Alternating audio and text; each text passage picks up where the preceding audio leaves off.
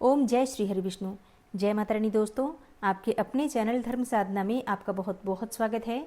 माँ भगवती दुर्गा की कृपा सदैव आप और आपके समस्त परिवार पर बनी रहे।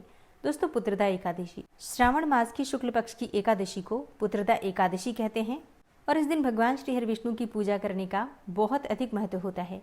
मान्यता है कि इस दिन सच्चे मन से उपवास रखने से और भगवान श्री हरि विष्णु की विधि विधान से पूजा करने से सभी प्रकार की कामनाएं पूर्ण होती हैं। विशेषकर संतान प्राप्ति की कामना या फिर संतान की सुख समृद्धि की कामना हो, संतान को किसी भी प्रकार का कष्ट हो तो कष्टों के निवारण के लिए, संतान के कष्टों के निवारण के लिए आप ये व्रत धारण कर सकते हैं।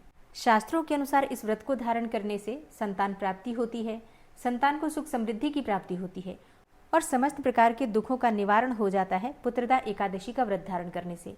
तो इस दिन भगवान श्री हरि विष्णु के साथ साथ भगवान शिव की भी आराधना की जाती है, क्योंकि ये सावन का महीना है और भगवान शिव और भगवान श्री हरि विष्णु की संयुक्त आराधना से किसी भी प्रकार की कामना पूर्ण होती है और व्रत का प्रभाव कई गुना बढ़ जाता है। पुत्रदा एकादशी वर्ष भर में 2 बार आती है, एक पौष मास में और दूसरी सावन मास में। सावन मास में पड़ने वाली जो पुत्रदा एकादशी होती है, इस एकादशी को पवित्रोपना एकादशी भी कहते हैं। तो आज की वीडियो में आप जानेंगे कि सावन मास की शुक्ल पक्ष की एकादशी कब है, एकादशी की तिथि कब प्रारंभ हो रही है, कब समाप्त हो रही है, पुत्रदा एकादशी का व्रत हमें कब धारण करना है और पारण करने का यानी कि व्रत खोलने का शुभ मुहूर्त क्या होगा।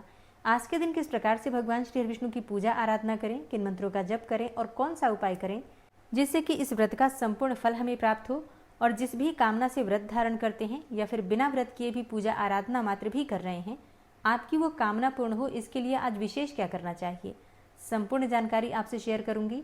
तो वीडियो को अंत तक ज़रूर देखिए और अगर वीडियो अच्छी लगे तो इसे लाइक भी ज़रूर कीजिए, क्योंकि आपके लाइक्स, आपके कमेंट्स मेरे लिए बहुत महत्वपूर्ण होते हैं। यही एकमात्र जरिया है जिनसे मुझे पता चलता है कि आपको ये वीडियो अच्छी लगती हैं और आपके लिए ये वीडियो उपयोगी है। तो अगर वीडियो अच्छी लगे तो लाइक तो ज़रूर ही किया कीजिए। बात करते हैं सबसे पहले कि पुत्रदा एकादशी कब है।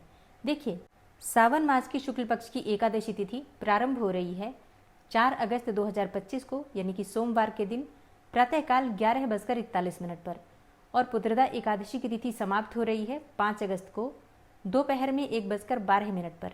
तो सूर्योदय कालीन तिथि के अनुसार सावन मास की पुत्रदा एकादशी का व्रत रखा जाएगा 5 अगस्त 2025 को और दिन होगा मंगलवार का।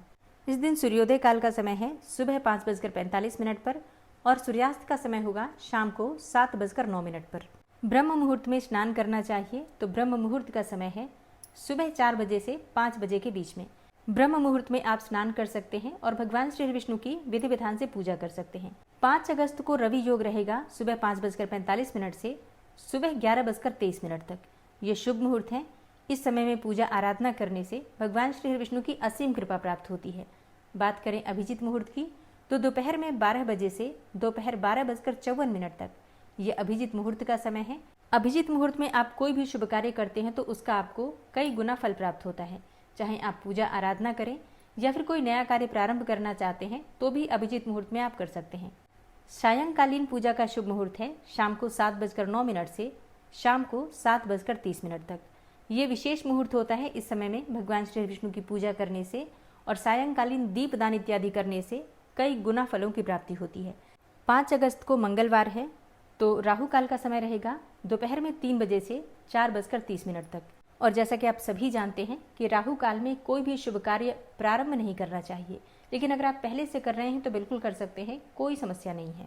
एकादशी से एक दिन पहले दशमी तिथि के नियम का पालन किया जाता है, जिसमें कि आपको शुद्ध सात्विक भोजन लेना होता है, ब्रह्मचर्य का पालन करना होता है और अगर संभव हो तो भूमि पर शयन करना चाहिए। फिर एकादशी के दिन हम व्रत धारण करते हैं तो प्रातःकाल जल्दी उठकर और गंगा जल मिश्रित जल से स्नान कीजिए। अगर संभव हो तो गंगा में भी स्नान कर सकते हैं और स्नान के पश्चात साफ स्वच्छ वस्त्र धारण करके भगवान श्री हरि विष्णु की विधि विधान से पूजा कीजिए।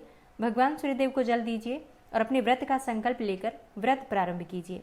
अच्छा, जो भक्त व्रत नहीं करते हैं वो बिना व्रत किए भी पूजा आराधना कर सकते हैं। जो व्रत धारण करते हैं दिन में फलाहार कर सकते हैं और शाम के समय फिर से विधि विधान से भगवान श्री विष्णु की पूजा आराधना करके रात्रि में जागरण कीजिए। जितना हो सके भजन कीर्तन कीजिए और रात्रि में अखंड दीपदान अवश्य कीजिए। इससे आपके व्रत का संपूर्ण फल प्राप्त होता है। और अगर कोई कामना हो तो दीपदान करते समय मन की कामना कहिए तो निश्चित ही आपकी कामना पूर्ण होती है। फिर अगले दिन द्वादशी तिथि में व्रत का पारण किया जाता है। सुबह जल्दी उठ जाइए, उठकर नित्य कर्मों से निवृत्त हो जाइए, स्नान करके भगवान श्री विष्णु की पूजा आराधना कीजिए और भगवान श्री विष्णु को शुद्ध और सात्विक भोजन बनाकर भोग लगा लीजिए। उसके बाद किसी ब्राह्मण को भोजन कराकर स्वयं भी शुभ मुहूर्त में अपने व्रत का पारण कीजिए। इस व्रत का पारण किया जाता है द्वादशी तिथि में। तो द्वादशी तिथि का प्रारंभ हो रहा है 5 अगस्त 2025 को दोपहर में 1:12 पर और द्वादशी तिथि का समापन हो रहा है 6 अगस्त 2025 को दोपहर में 2:08 पर। तो पुत्रदा एकादशी व्रत के पारण का शुभ मुहूर्त है 6 अगस्त 2025 को बुधवार के दिन सुबह 5:45 से सुबह 8:26 तक। दोस्तों, उम्मीद करती हूँ कि आप इस चैनल पर आने वाली शिव पुराण की कथा और सावन मास की कथा जरूर सुनते होंगे। अगर आप नहीं सुन पा रहे हैं किसी भी कारणवश तो आज से ही सुनना प्रारंभ कीजिए। इसके अलावा अगर आपका कोई भी प्रश्न हो, कोई भी विशेष वीडियो देखना चाहते हैं तो कमेंट बॉक्स में ज़रूर लिखिए। वीडियो अच्छी लगी हो तो लाइक कीजिए, शेयर भी ज़रूर कीजिए फैमिली फ्रेंड्स के साथ। और चैनल पर पहली बार आए हैं, अगर अभी तक आपने चैनल को सब्सक्राइब नहीं किया है तो आज की वीडियो अगर अच्छी लगे तो चैनल को सब्सक्राइब कर लीजिए और बेल बटन को ज़रूर प्रेस कर लीजिए। इससे ये होगा कि इस चैनल पर जो नई वीडियो अपलोड होंगी उनकी नोटिफिकेशन आपको सही समय पर प्राप्त होगी। मिलती हूँ मैं आपसे अगली वीडियो में, तब तक के लिए जय श्री राधे।